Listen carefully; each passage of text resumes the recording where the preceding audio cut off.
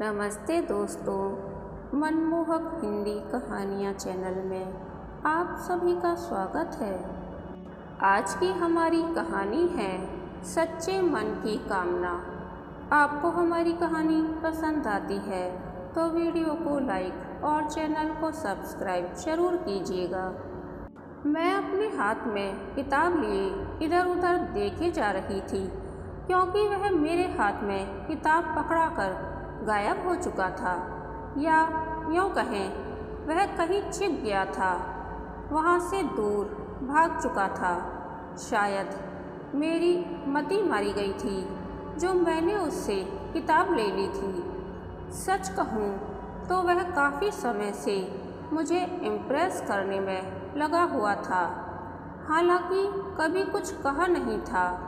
और आज जब उसे पता चला कि मुझे इस सब्जेक्ट की किताब की ज़रूरत है तो ना जाने कहाँ से फ़ौरन उस किताब को अरेंज करके मेरे हाथों में पकड़ाकर चला गया था।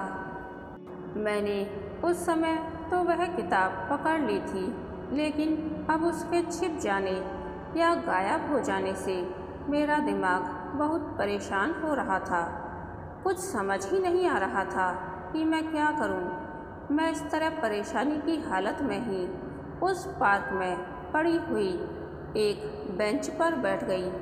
वहाँ पर कुछ लोग जॉगिंग कर रहे थे और वे मेरे आसपास ही घूम रहे थे। मुझे लगा कि शायद मेरी परेशान हालत देखकर वे सब मेरे और करीब आ रहे हैं। खैर, इस तरह से मन हटाकर मैंने किताब का पहला पन्ना खोला। सरसराता हुआ एक सफ़ेद प्लेन पेपर मेरे हाथों के पास आकर गिर पड़ा। ना जाने क्यों मेरा मन एकदम से घबरा गया। समझ ही नहीं आया क्या होगा इसमें। फिर भी झुककर उसे उठाया और खोलकर चेक किया। कहीं कुछ भी नहीं लिखा था। मैं खुद को ही गलत कहने लगी। वह तो एक समझदार लड़का है और मेरी हेल्प करना चाहता है। बस मैंने दूसरा पन्ना पलटा तो एक और सफ़ेद प्लेन पन्ना सरक कर गिर पड़ा। इस समय मैं अनजाने में ही ज़ोर से चीख पड़ी। पार्क में मौजूद आधे लोग पहले से ही मेरी तरफ देख रहे थे और बचे कुचे लोग भी अपनी सेहत पर ध्यान देने की बजाय मेरी ओर निहार रहे थे। क्या हुआ आस्था? अचानक से मनीष दौड़कर मेरे पास आ गया।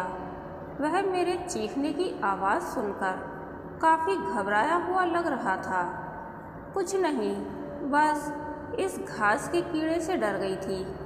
यह मेरे पैर पर चढ़ने की कोशिश कर रहा था।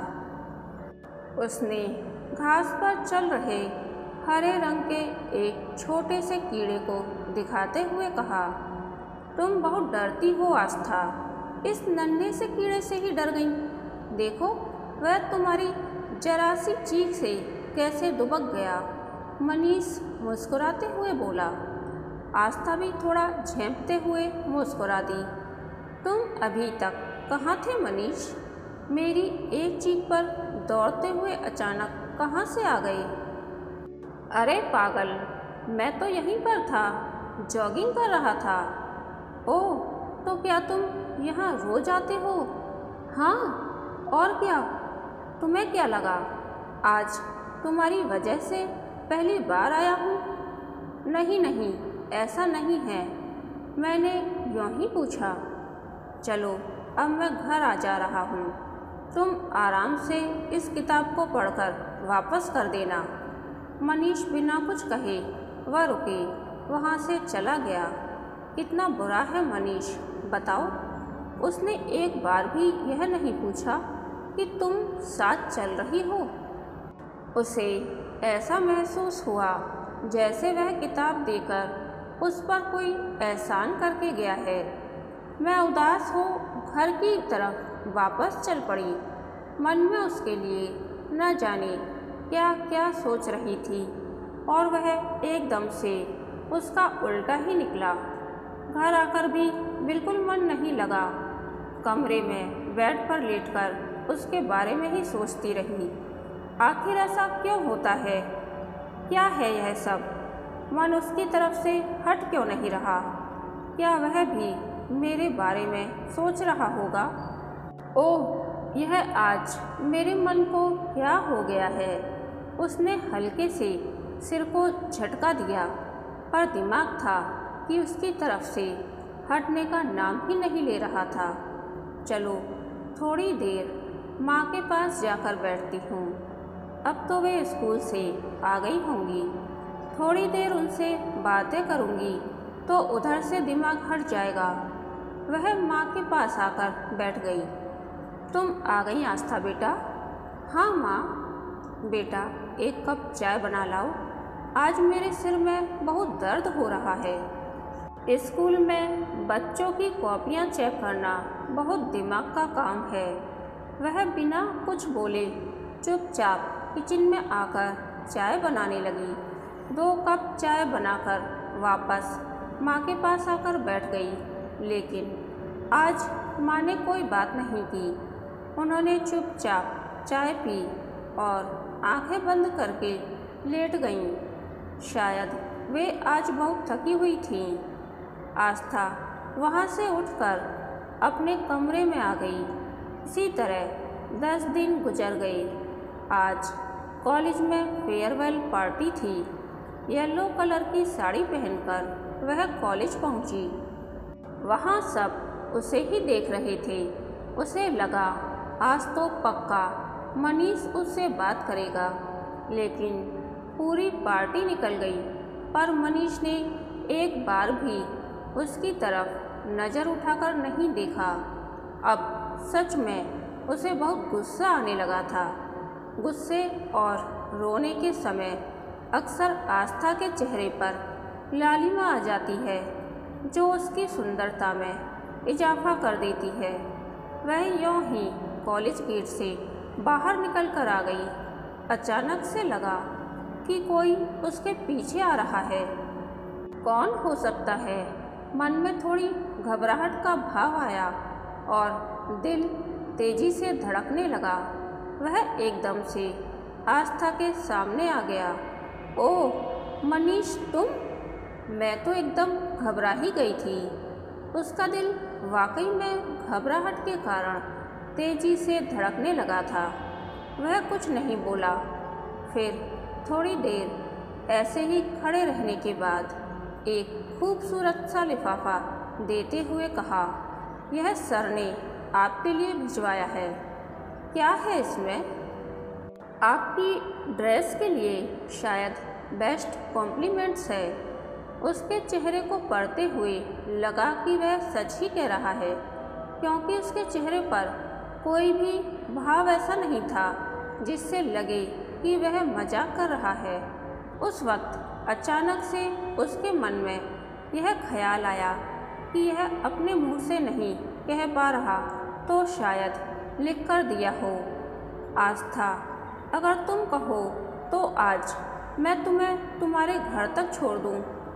आज मैं अपने पापा की कार लेकर आया हूँ। मनीष ने उसे जाते देखकर कहा। उसने बिना देर किए फौरन सिर हिला दिया था, क्योंकि वह मनीष के साथ थोड़ी सी देर का साथ भी गंवाना नहीं चाहती थी। ड्राइविंग सीट पर बैठे मनीष के चेहरे को आस्था बराबर पढ़ती रही, पर उस पर ऐसा कोई भाव नहीं था जिससे अनुमान भी लगाया जा सके कि उसके दिल में कोई कोमल भावना भी है। आस्था का घर आ गया था और वह उतर गई। उसने मनीष से कहा, मनीष, घर के अंदर नहीं आओगे? नहीं, आज नहीं, फिर कभी। आज तो मुझे जल्दी घर पहुंचना है। ओह, कितना खड़ूस है यह। इसकी नज़र में उसकी कोई वैल्यू ही नहीं। मैं ही पागल हूँ जो इससे एक तरफा प्यार कर रही हूँ। आज से इसके बारे में सोचना बिल्कुल बंद। उसने मन ही मन एक कठोर निर्णय लिया था। चाहे कैसे भी हो, मुझे अपने मन को समझाना ही पड़ेगा। चलो अब कभी उसका नाम लेकर उसे याद नहीं करूँगी।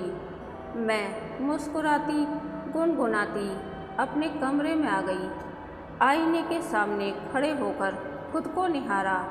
मन में उदासी का भाव आया।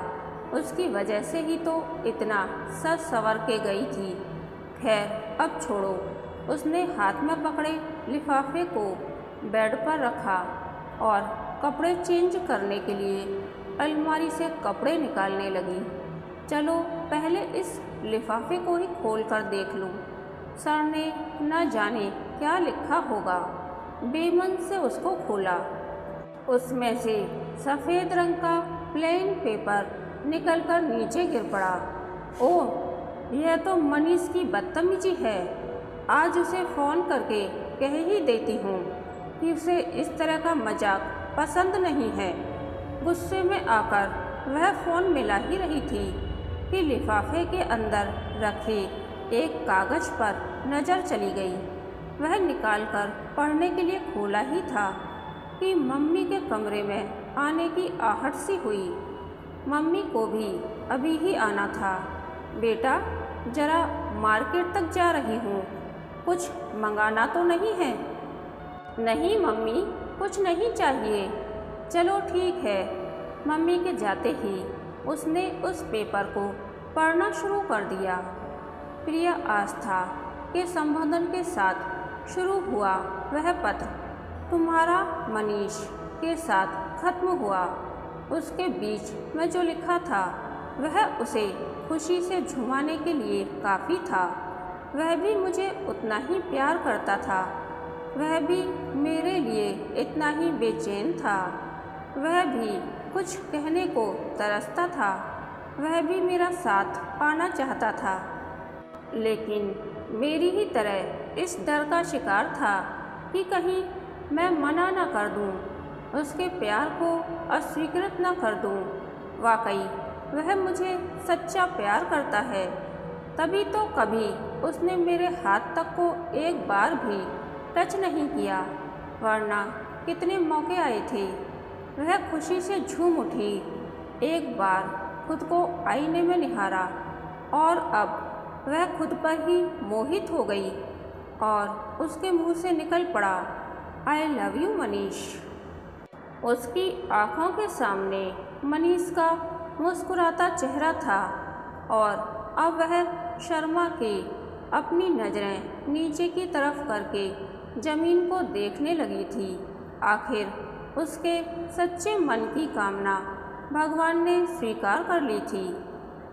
कहानी के अंत तक बने रहने के लिए धन्यवाद। यह कहानी आपको कैसी लगी प्लीज़ कमेंट करके बताइए।